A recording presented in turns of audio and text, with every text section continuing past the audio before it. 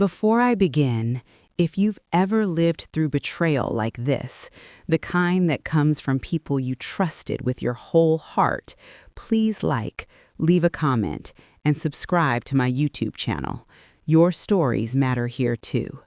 I used to believe that family was the one place you could fall apart safely, that no matter how messy life got, blood would always catch you. That belief shaped so many of my choices, especially the one where I leaned on my sister when my marriage started to crack. Looking back now, I see how desperate I was for something solid, something familiar, something that felt like home. I didn't know then that the arms I was running to were already wrapped around my husband when I wasn't looking. My sister, Laura, is 2 years younger than me. Growing up, we were close in that uneven way older and younger sisters often are. I was the responsible one, the one who remembered birthdays, the one who helped with homework and talked her through her first heartbreak. She was softer, more emotional, the one everyone worried about. Even as adults, that dynamic stayed.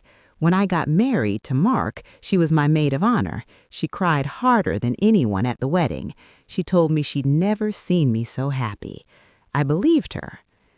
Mark and I had been married for 11 years when things started to feel off. Not dramatic off, not the kind you see in movies with screaming fights and slammed doors. It was quieter than that. He stayed later at work. He checked his phone more. Conversations turned shallow, logistical. We talked about groceries, bills, schedules, but not feelings. When I tried to bring it up, he told me I was overthinking, that stress was getting to me. I wanted to believe him. I wanted normal to come back. That's when Laura stepped in. She started calling more often, asking how I was really doing. She came over with takeout when Mark worked late. She listened while I cried on the couch, telling me how lonely I felt in my own marriage. She told me I wasn't crazy, that I deserved to feel loved. She said Mark was probably just going through a phase. She hugged me when I felt like I was unraveling. I remember thinking how lucky I was to have a sister like her. There were moments, small ones, that didn't sit right, but I pushed them away. She knew too much about Mark's schedule. She'd casually mention things he hadn't told me yet, like meetings or weekend plans. I told myself she was just observant, or that Mark mentioned things in passing when they talked. After all, he and Laura got along well. He always had. He called her kiddo like I did. That felt safe to me, familiar, family. When my marriage hit its lowest point, Laura practically moved in. Mark and I had started arguing more openly by then. He accused me of being distant, ironic considering how alone I felt. One night, after a particularly painful fight, he left the house to cool off. I called Laura, shaking, barely able to breathe. She came over within 20 minutes, wrapped me in a blanket, made me tea. She told me I could stay strong, that I wasn't alone. That night she slept in the guest room, or at least, that's what I believed. The first crack in the illusion came from something so ordinary it still hurts to think about. Laundry. I was folding clothes one afternoon, trying to distract myself, when I found a blouse that wasn't mine. It was Laura's. I recognized it immediately, a soft blue one she wore often. It smelled like my detergent. When I asked her about it later, laughing it off, she said she must have left it here the other night. I told myself that made sense. She'd been over so much. Still, something tightened in my chest. After that, the signs started lining up in a way I couldn't ignore anymore. Mark became strangely defensive when Laura was mentioned, not angry, just guarded. Laura, on the other hand, started pulling away from me emotionally, while still insisting she was there for me. Her hugs felt shorter, her eyes didn't quite meet mine. When I talked about trying counseling with Mark, she discouraged it, saying it would just make things worse. I didn't understand why, but I trusted her. The truth finally surfaced on a night I almost didn't go out. Laura had insisted we meet for dinner, just the two of us. She said she was worried about me, that she could tell I was spiraling. At the restaurant, she seemed nervous, fidgety. She talked a lot, filling the space with words that didn't mean much. Halfway through the meal, she excused herself to the bathroom and left her phone on the table. It buzzed. I didn't mean to look. I really didn't. But I saw Mark's name light up the screen, followed by a message that said, "I miss you already." My heart didn't break all at once. It cracked, slowly, achingly, like ice under pressure. I didn't open the message. I didn't need to. Everything I'd been denying rushed in at once. The late nights, the blouse, the way Laura knew things before I did, the way she held me while knowing she was the reason I was hurting. When she came back to the table, smiling nervously, I looked at her and saw a stranger, someone capable of a cruelty I couldn't yet fully understand. I didn't confront her then. I don't know how I managed that. I finished dinner, barely tasting the food, nodding at her words like I was still present. Inside, I was screaming. That night, I went home and waited for Mark. When he walked in, I asked him calmly if there was something he wanted to tell me. He looked startled, then tired. He sat down across from me and said my sister's name. That was all it took. The rest poured out like poison. He said it started months ago. He said it wasn't planned. He said he was lonely. He said Laura understood him. He said it just happened. I listened, numb, as if he were talking about someone else's life. When I asked him how he could do this to me, to us, he said something I will never forget. He said, "She was just trying to support you." In that moment, I realized how deeply they had rewritten the story to justify themselves. I slept in the guest room that night. I didn't call Laura. I didn't scream. I didn't cry. I stared at the ceiling and felt something inside me harden. Not hatred, clarity. The next morning, Laura called. I let it ring. She texted asking if I was okay. I almost laughed. Almost. That was the beginning of the end, and also, though I didn't know it yet, the beginning of my own return to myself. I didn't answer Laura's calls for 3 days. Not because I didn't know what to say, but because anything I said would have given her something she didn't deserve yet. My pain, my reaction, my weakness. I needed time to feel everything without an audience. Mark tried to talk to me, hovering awkwardly in doorways, offering explanations I hadn't asked for. I told him I needed space. For once, he listened. On the 4th day, Laura showed up at my door. She didn't knock softly like she used to. She knocked with urgency, like someone who believed she still had a right to be there. I opened the door and saw her standing on my porch, eyes red, arms folded tightly across her chest. She looked smaller somehow, not fragile, but cornered. Before she could speak, I stepped outside and closed the door behind me. I didn't want her inside my home anymore, not after everything she'd already taken. She started crying immediately, not the quiet kind, but loud, gasping sobs that drew attention from the neighbors. She said my name over and over, like a plea. I waited. I needed to hear what she would say when she thought she still had control of the narrative. She told me she never meant to hurt me. She said she was worried about me, that she'd only been trying to help when Mark confided in her. She said one thing led to another. She said she was lonely, too. She said it wasn't planned. Every sentence was about her feelings, her confusion, her pain. When she finally stopped talking, she looked at me like she expected comfort, like I'd done so many times before. I told her I knew, that I'd seen the message. The color drained from her face. For a moment, she was silent, and in that silence, I saw the truth. Not guilt, fear. Fear of being exposed, of losing the role she'd been playing so well.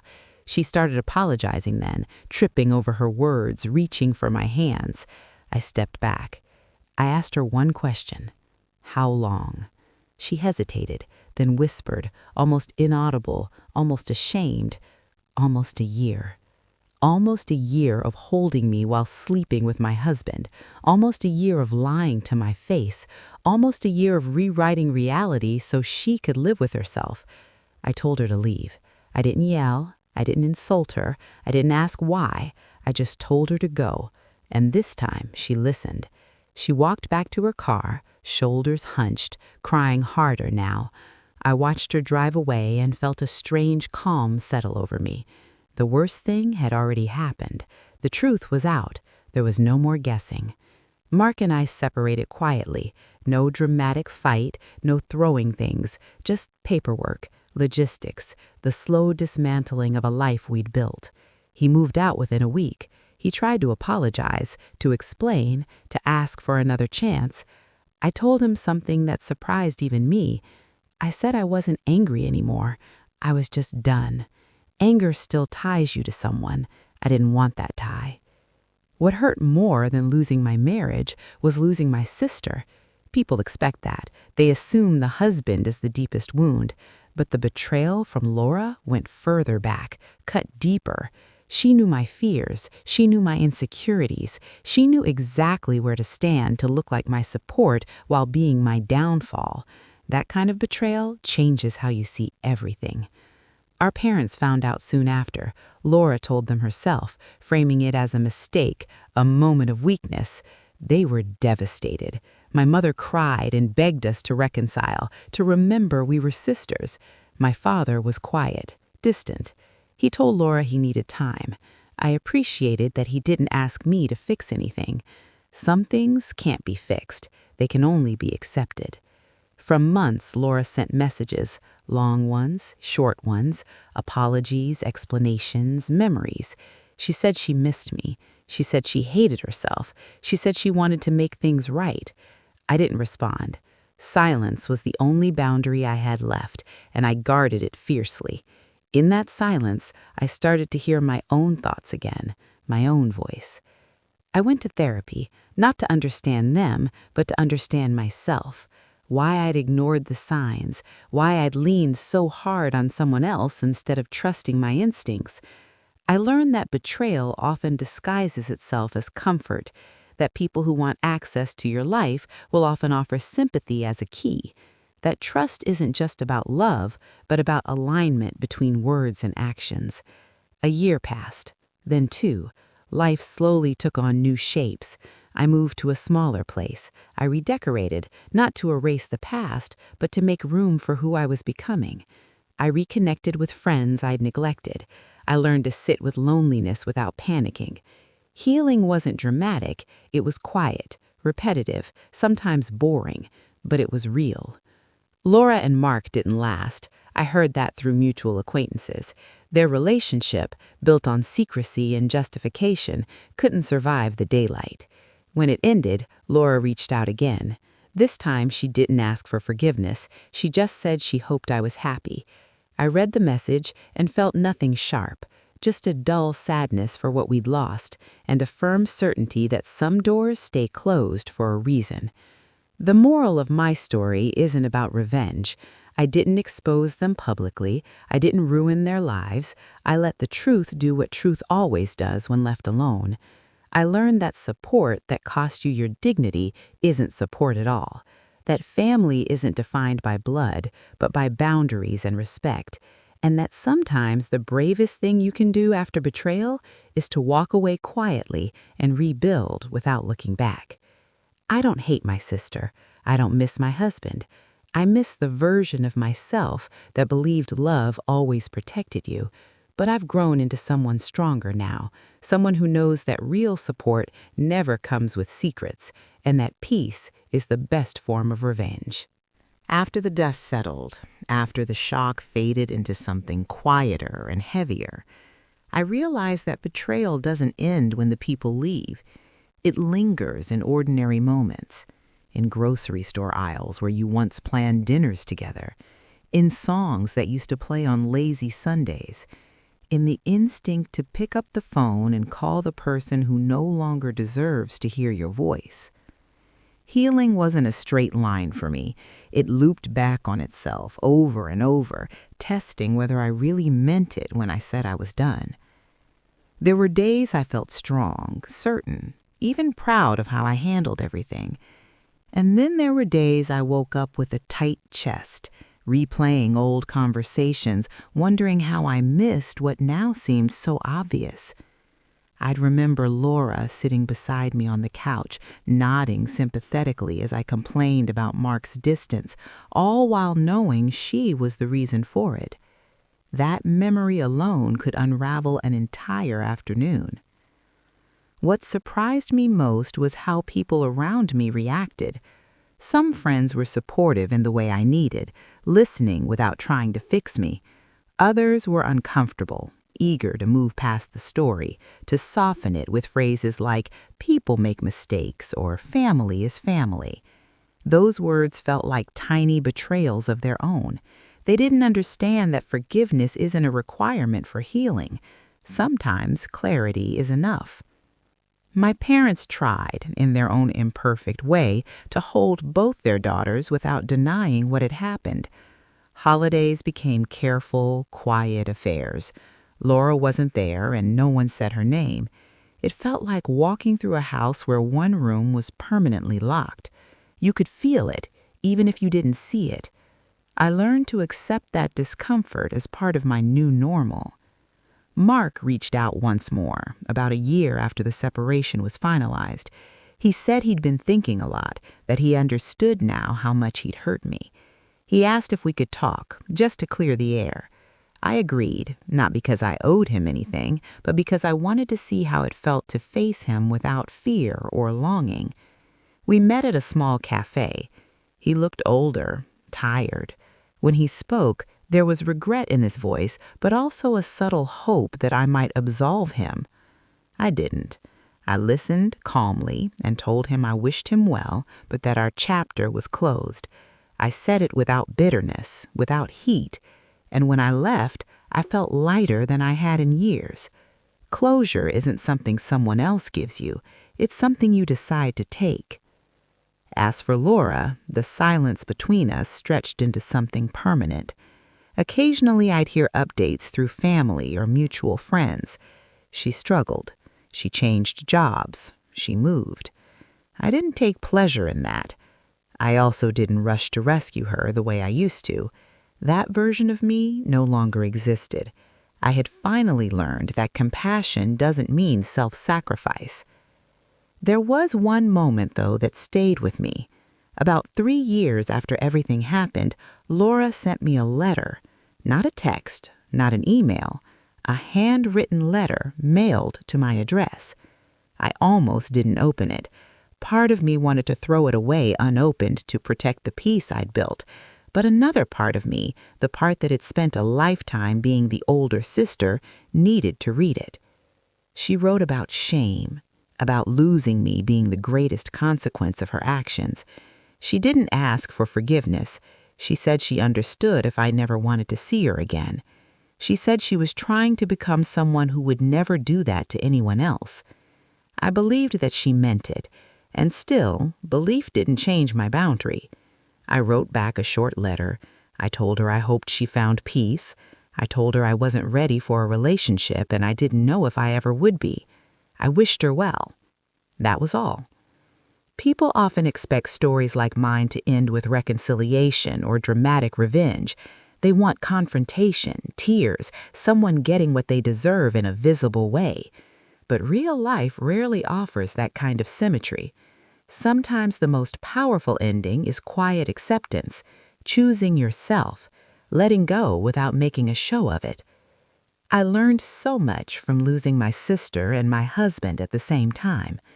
I learned that loyalty isn't proven in words, but in what people protect when you're not in the room. I learned that support should never come with hidden costs. And I learned that being alone is far less painful than being surrounded by people who are lying to you. Today, my life is simpler. Smaller, maybe, but it's honest. I trust myself now in a way I never did before. When something feels wrong, I don't talk myself out of it. I listen. I don't confuse sympathy with safety anymore, and I don't give access to my heart just because someone shares my blood. If there's one thing I hope you take from my story, it's this: betrayal doesn't define you, it reveals others. What you do after, how you rebuild, how you protect your peace, that's where your real strength lives. And sometimes, walking away without a fight is the bravest, most powerful choice you can make. There was a strange period after everything settled where nothing dramatic happened, and that, oddly enough, was the hardest part.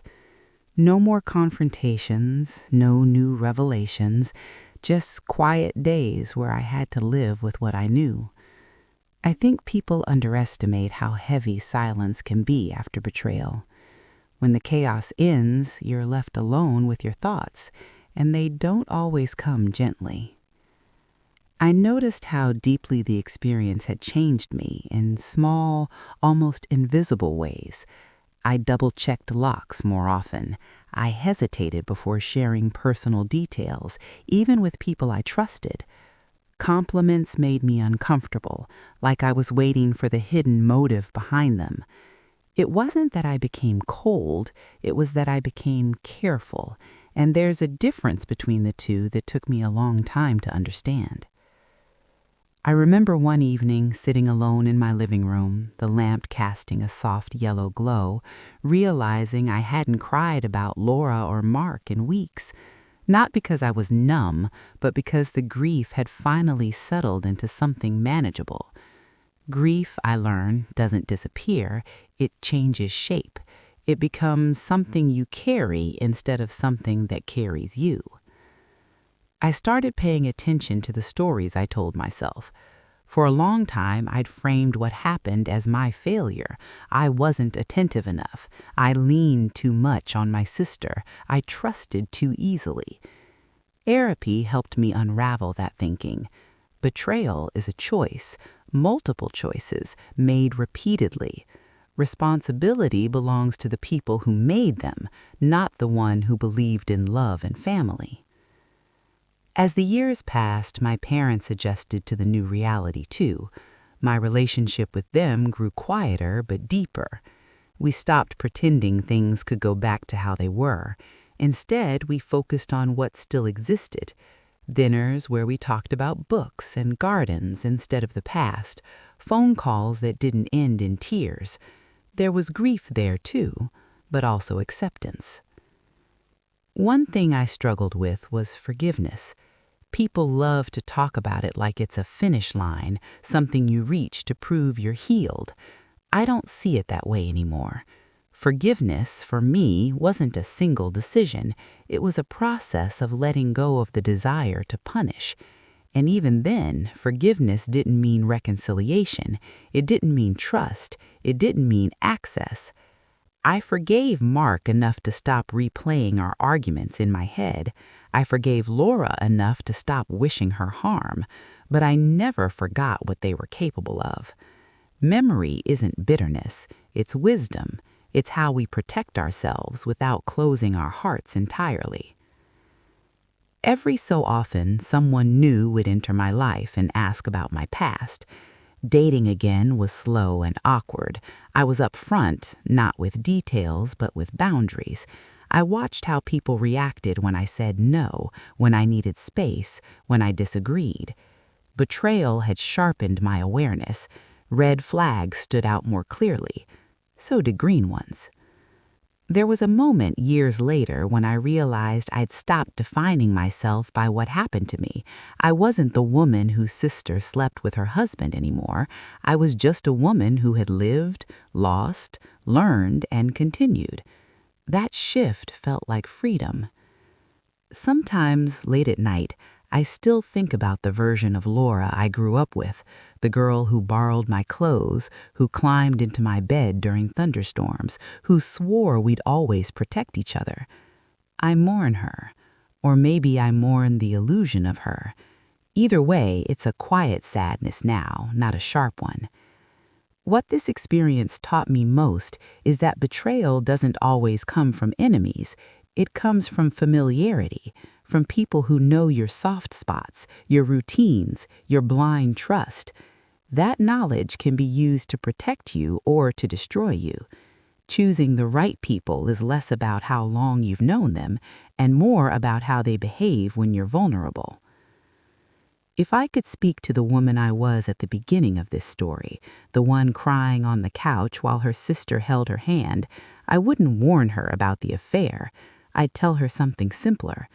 I'd tell her to trust the discomfort she keeps explaining away, to listen when something feels off, to believe that needing support doesn't mean surrendering discernment. My story doesn't end with a dramatic victory or a public reckoning. It ends with something quieter but far more meaningful. Self-respect, peace, the ability to sit alone in a room and feel safe inside my own thoughts. That, to me, is the real revenge, not because anyone else sees it, but because I live it every day. As time moved on, I began to notice how differently I navigated the world compared to before. It wasn't dramatic, no sudden transformation, just a quiet shift in how I listened, how I responded, how I chose where to place my energy. I stopped chasing reassurance. I stopped explaining myself when something didn't feel right. And most importantly, I stopped confusing familiarity with safety. There were moments when I felt the absence of my sister most sharply. Birthdays, milestones, random days when something funny happened and my first instinct was to call her. I'd pick up my phone, scroll to her name, and then stop. Not because I was angry, but because I knew that reopening that door would cost me something I wasn't willing to pay anymore. Peace, once earned, becomes precious. You don't gamble with it. I also had to grieve the version of myself that believed love automatically meant loyalty. That belief had shaped my marriage, my family relationships, even my friendships. Letting it go felt like losing a kind of innocence. But what replaced it wasn't cynicism, it was discernment. I learned that love without integrity is just attachment, and attachment, when misplaced, can be dangerous. One afternoon, while cleaning out an old box, I found photos from my wedding. Laura was in so many of them, laughing, arm around my waist, eyes shining with what I once thought was pride. I sat on the floor and looked at those pictures for a long time. I didn't cry. I didn't feel rage. I felt acceptance. People are who they show you they are, not who you need them to be. That acceptance extended to myself, too. I forgave myself for not seeing the truth sooner, for trusting, for leaning on the wrong person during the hardest season of my life. I realized that trusting wasn't my flaw, it was my humanity. Their betrayal didn't make me foolish, it made them dishonest. There was a quiet strength that grew in me after that realization. I became more comfortable being alone, not in a lonely way, but in a grounded one. I learned how to enjoy my own company, long walks, early mornings with coffee and silence, evenings without noise. I discovered that solitude, when chosen, can be deeply healing. People sometimes asked if I'd ever reconcile with my sister. I learned to answer without defensiveness. I'd say I wished her well and that our relationship was no longer part of my life. Some nodded in understanding. Others looked uncomfortable, as if my boundary forced them to confront their own. I didn't take that personally anymore. What surprised me was how often strangers resonated with my story when they learned pieces of it. Friends of friends, co-workers, acquaintances. They tell me their own versions of betrayal, their own quiet losses. It reminded me that stories like mine aren't rare. They're just rarely spoken about honestly. There was no grand revenge, no moment where Laura or Mark begged on their knees for forgiveness. Life didn't hand me that kind of symmetry. What it gave me instead was clarity. The understanding that not everyone who sits with you in your pain is on your side, and that the truest form of support never asks you to shrink, doubt yourself, or ignore your intuition. I don't carry bitterness anymore. Bitterness would mean I'm still tied to what they did. I carry lessons. I carry boundaries. I carry a deeper respect for myself than I ever had before. And that respect shapes every relationship I have now. If you're listening to this and you're in the middle of something similar, leaning on someone who feels safe while everything else falls apart, I hope you pause for a moment. I hope you pay attention to how their support makes you feel. True support steadies you. It doesn't confuse you. It doesn't benefit from your pain. My sister said she was supporting me while sleeping with my husband. That sentence still feels unreal sometimes, but it's my truth, and telling it, owning it, has been part of my healing. Not to shame them, not to relive the hurt, but to remind myself, and maybe you, that betrayal doesn't get the final word. You do, in how you heal, in how you choose yourself, in how you move forward without carrying what was never yours to bear. There came a point when I realized that healing wasn't about reaching a place where the story no longer hurt. It was about reaching a place where the story no longer controlled me. I could tell it without my chest tightening, without my voice shaking, without feeling like I needed to justify my choices. That didn't happen overnight. It happened slowly, quietly, in moments so small I almost missed them. One of those moments came during a conversation with a woman I'd recently become friends with. We were sitting in a park, watching people walk their dogs, talking about life in that casual way people do when they don't yet know each other's deepest wounds. She asked if I had siblings. I paused. For the first time, the pause wasn't painful. I said yes, and then I added, "We're not close anymore." That was it. No explanation, no rush of emotion, just a fact. And when the conversation moved on, I felt a sense of relief I hadn't expected. I started to understand that I didn't owe my story to everyone. I didn't have to educate people on betrayal or prove how strong I was. My healing didn't need witnesses. That realization gave me back a kind of power I hadn't known I'd lost. Around that time, I began volunteering at a local community center, helping women who were navigating major life changes, divorce, loss, transitions they never planned for. I never told my full story there. I didn't need to. What I offered was presence, listening without fixing, understanding without judgment. I recognized the look in their eyes, that mixture of confusion and grief and disbelief. It was the same look I'd seen in the mirror years earlier. Being there for them didn't reopen my wounds the way I'd feared. It reinforced how far I'd come. I could sit with someone else's pain without being pulled back into my own. I could offer support without losing myself. That balance felt like a quiet victory. I also learned to redefine what family meant to me. For a long time, the word felt heavy, loaded with expectations and disappointments. Gradually, it softened. Family became the people who respected my boundaries, who didn't ask me to pretend, who showed up consistently without hidden motives. Some of them were related to me, many were not, and that was okay. Every now and then I'd catch myself wondering what might have happened if I'd confronted Laura sooner, if I'd trusted my instincts earlier. But I stopped indulging those thoughts. Regret assumes you had information you didn't. At the time, I acted with the knowledge and capacity I had. That's all any of us can do. The older I get, the more I understand that betrayal is rarely about attraction or opportunity. It's about character, about what someone is willing to justify to themselves. Laura and Mark didn't just betray me, they betrayed their own values, whether they admit that or not. That realization helped me let go of the need to understand their choices. Some answers don't bring peace. Acceptance does.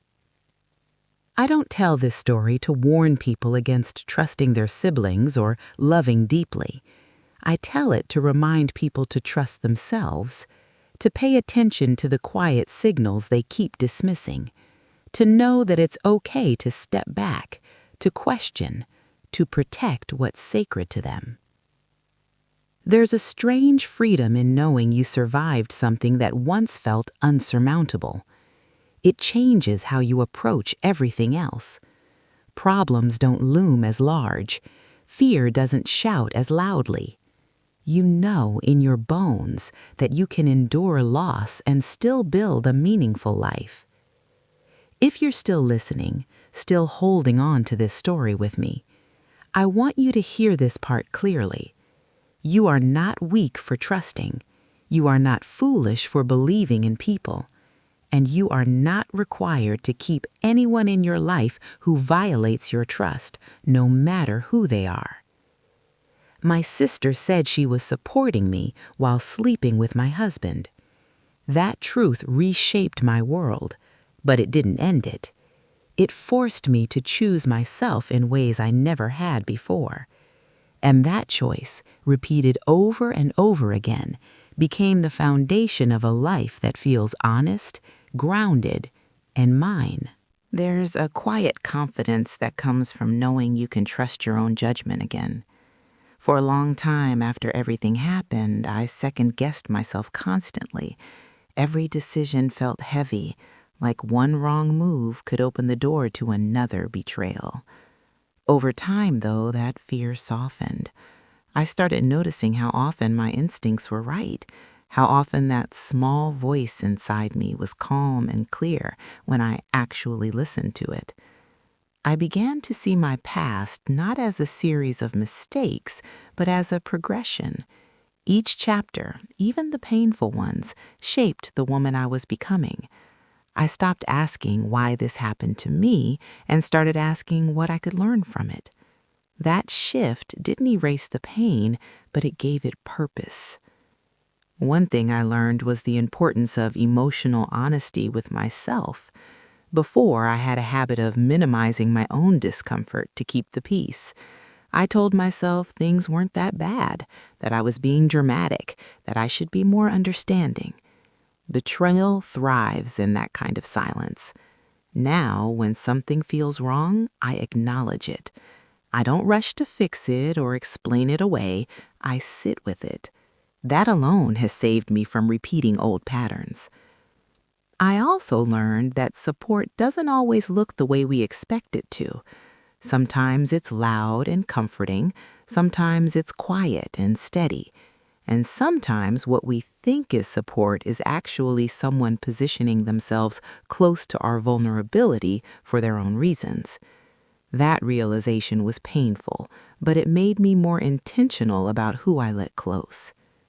There were moments when I missed the simplicity of before suspicion, before boundaries, before loss. But I don't romanticize that version of my life anymore. It came with blind spots that cost me dearly. What I have now is more complex, yes, but also more real. I remember a specific afternoon when this understanding fully settled in. I was sitting on my balcony, watching the sun dip below the buildings, feeling that familiar quiet settle around me. Not loneliness, peace.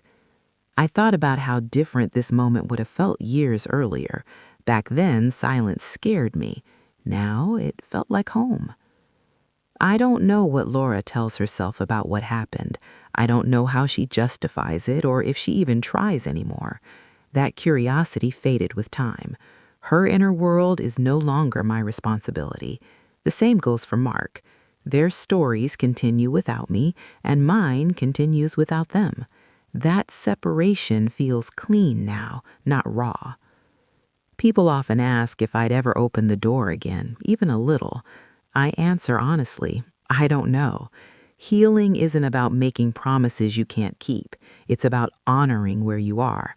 Right now, distance is what keeps me whole, and that's enough. What surprises me most is how much compassion I found for myself through all of this.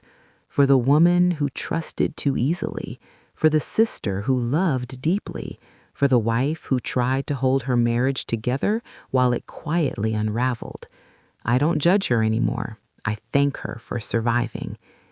If you've been betrayed by someone who claimed to support you, I hope you understand this. You don't have to become harder to become wiser. You don't have to close your heart to protect it. You just have to listen more closely to yourself than to the noise around you. My story isn't extraordinary. Sadly, it's more common than we like to admit. But it's mine, and telling it has reminded me that even the deepest betrayals can lead to a clearer sense of self if you let them. I didn't lose everything when my sister and husband betrayed me. I lost illusions, and in their place, I gained truth, strength, and a peace that doesn't depend on anyone else's behavior. That is what I carry forward now. Not bitterness, not revenge, just a quiet certainty that I am capable of rebuilding again and again, no matter who walks away. As the years stretched on, the story of what happened became something I carried lightly, like a scar you only notice when the weather changes. It was still there, part of me, but it no longer demanded attention every day. What mattered more was how I lived now, how intentionally I chose peace over chaos, clarity over confusion.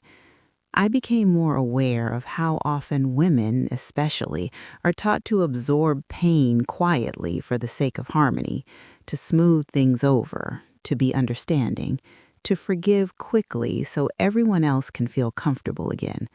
I lived that lesson for most of my life. Betrayal forced me to unlearn it. I realized that harmony built on silence isn't harmony at all, it's erasure. There was a moment during a family gathering, years after everything happened, when this became painfully clear. Laura wasn't there, but her absence hovered in the room like a question no one wanted to ask. A relative made an offhand comment about how time heals all wounds, how family always finds its way back together. Everyone nodded politely. I stayed quiet. Not because I agreed, but because I no longer felt the need to correct anyone. My truth didn't require validation. Later that night, alone in my car, I felt a wave of gratitude, not for what happened, but for who I'd become because I refused to deny it. I wasn't the woman who would twist herself into shapes that made other people comfortable anymore. I was the woman who could walk away from a table that asked her to swallow her pain for the sake of appearances. I also started noticing how differently I loved now, more slowly, more intentionally.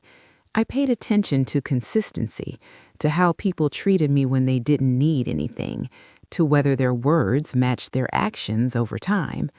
Love felt safer this way. Not because there was no risk, but because I trusted myself to handle whatever came. Sometimes, late at night, I think about the version of my sister who sat beside me during my darkest days, whispering reassurances while living a lie. I no longer tried to understand how someone could do that. Understanding wasn't necessary for closure. Acceptance was. People are capable of holding compassion in one hand and betrayal in the other.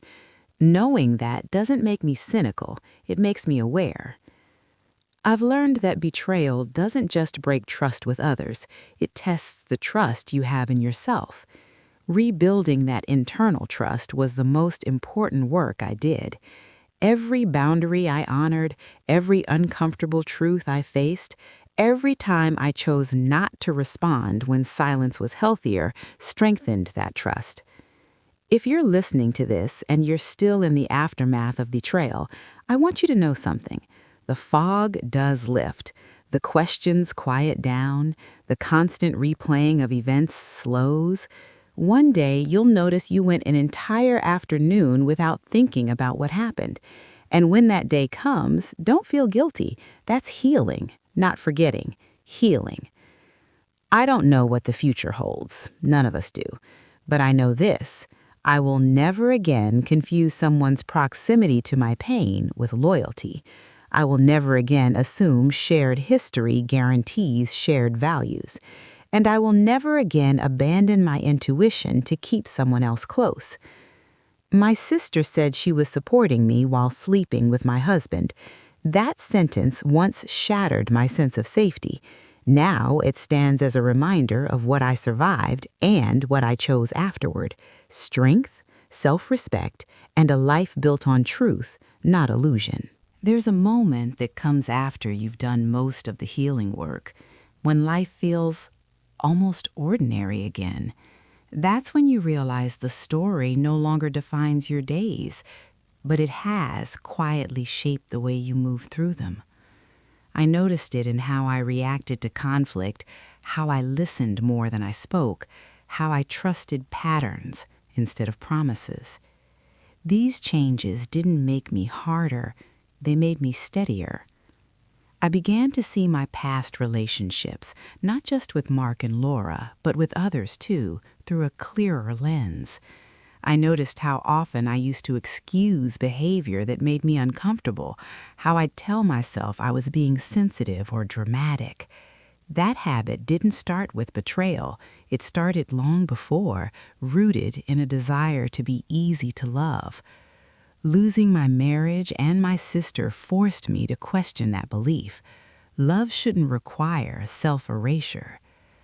There were still occasional pangs of sadness, especially when I saw siblings laughing together in public or heard someone talk about how their sister was their best friend.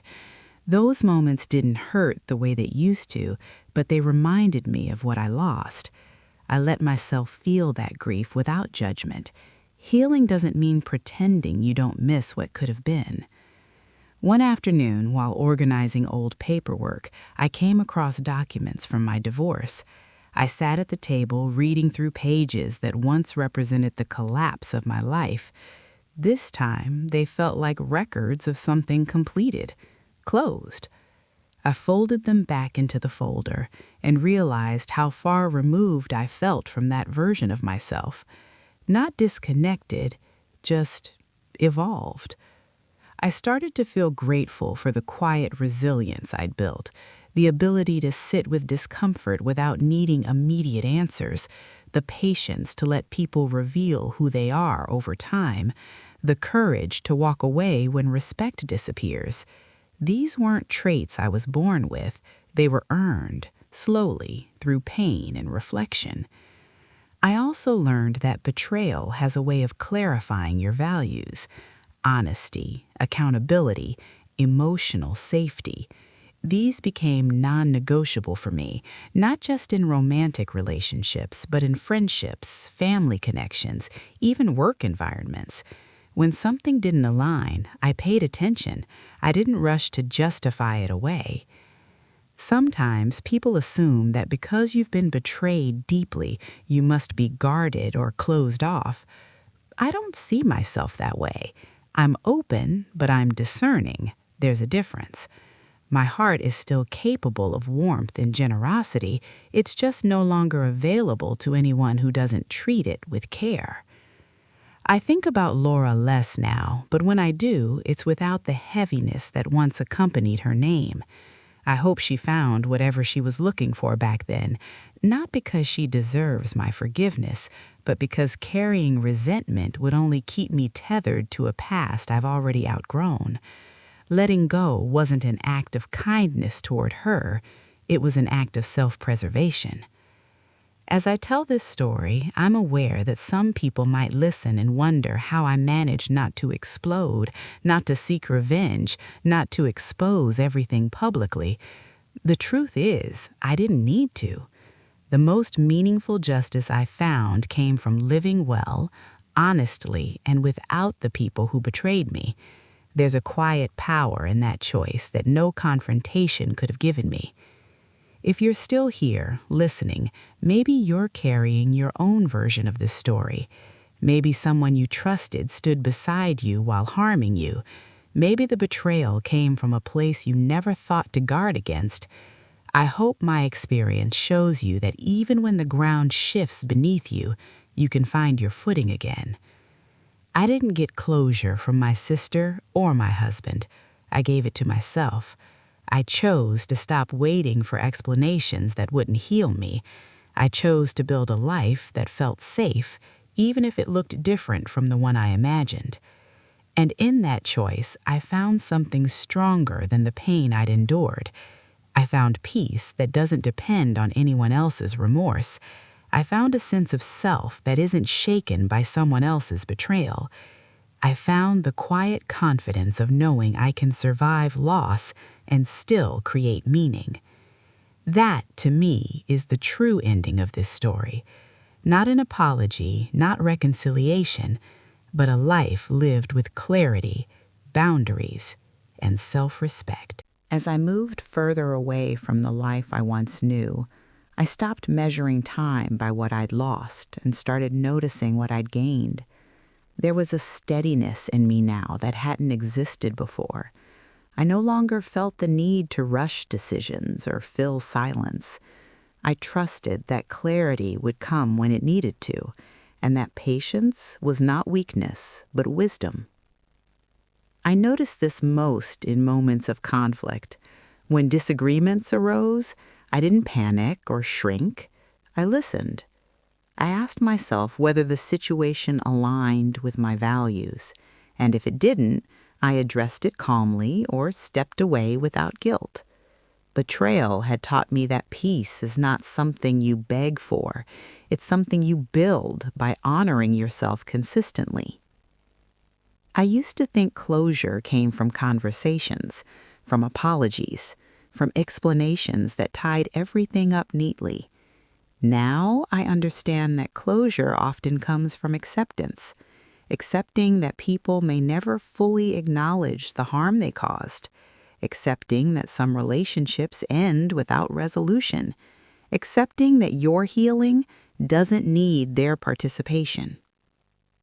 There were moments, rare but real, when I wondered if things could ever be different with my sister. Not the relationship we once had, but something smaller, polite, distant. But every time I imagined it, my body reacted before my mind did. A tightness in my chest, a subtle unease. I learned to respect that response. Healing taught me to listen to my body the way I once listened to everyone else. One afternoon, years after the betrayal, I ran into Laura unexpectedly at a grocery store. Our eyes met briefly. She looked surprised, so did I. There was a moment where time seemed to slow, where 1,000 memories hovered between us. She smiled, tentative, uncertain. I nodded. That was it. No conversation, no tears, no anger. We passed each other like strangers who shared a history neither of us needed to reopen. As I walked away, my hands didn't shake, my breath didn't catch. I felt okay. That moment confirmed something important.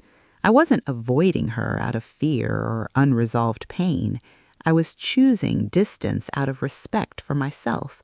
There's a difference. Avoidance is driven by fear. Boundaries are driven by clarity. I carried that clarity into every part of my life. I became more intentional about where I invested my energy. I no longer felt responsible for managing other people's emotions at the expense of my own. If someone felt uncomfortable with my boundaries, I let that discomfort belong to them. That was another lesson betrayal taught me. You are not responsible for other people's reactions to your self-respect. When I look back now, I don't see my story as one of loss, even though I lost deeply. I see it as a story of awakening, of a woman who was forced to see reality clearly and chose to respond with integrity instead of bitterness. That choice wasn't easy. It required restraint, reflection, and a willingness to sit with pain rather than act out of it. But it was worth it. I know there are people listening who are still in the middle of their own storms, who are questioning their instincts, who are clinging to relationships that feel unsafe because letting go feels terrifying. If that's you, I want you to hear this. You are allowed to choose yourself. You are allowed to step away from anyone who betrays your trust, no matter who they are. And you don't need to justify that choice to anyone. My sister said she was supporting me while sleeping with my husband. That truth once shattered my sense of reality. Now, it stands as proof of my resilience. I survived the kind of betrayal that could have hardened me, and I chose to soften toward myself instead. I chose honesty. I chose peace. I chose a life that feels aligned with who I am now, not who I was expected to be. And that choice continues to guide me every single day. By the time I reached this part of my life, I understood something I wish I'd known much earlier. Healing doesn't mean you stop remembering. It means the memories no longer dictate how you live. They become reference points instead of anchors, lessons instead of wounds. That shift didn't erase what happened, but it changed my relationship with it. I no longer introduce myself to the world as someone who was betrayed. That story is a chapter, not the title of my life. These days, I think of myself as someone who learned how to stand firmly in her own truth, even when doing so meant standing alone, especially when it meant standing alone. There's a quiet pride in knowing I didn't become cruel after what happened. I didn't harden my heart or seek to destroy anyone in return. That doesn't make me morally superior. It makes me aligned with who I want to be. Revenge, in the way most people imagine it, would have kept me tied to them emotionally. I wanted freedom more than I wanted validation. Every now and then, someone will ask if I regret not confronting things more publicly, not telling everyone what my sister and husband did. I always answer honestly, no, I don't regret it. The people who needed to know found out. The rest didn't matter. I didn't need to control the narrative to reclaim my dignity. My dignity was never theirs to take in the first place. What mattered was how I treated myself afterward, whether I honored my pain without letting it define me, whether I rebuilt my life with intention instead of fear, whether I learned to trust myself again. Those were the real turning points. I've learned to appreciate the strength that comes from quiet decisions, the decision not to reply, the decision to walk away, the decision to sit with discomfort instead of rushing back into familiar chaos. These choices don't look dramatic from the outside, but they change everything on the inside. If there's one final lesson my story offers, it's this. Support that betrays you was never support to begin with. Love that harms you is not love, and family that asks you to sacrifice your dignity for their comfort is not a place of safety. You are allowed to redefine what these words mean for you, even if that makes others uncomfortable. My sister said she was supporting me while sleeping with my husband.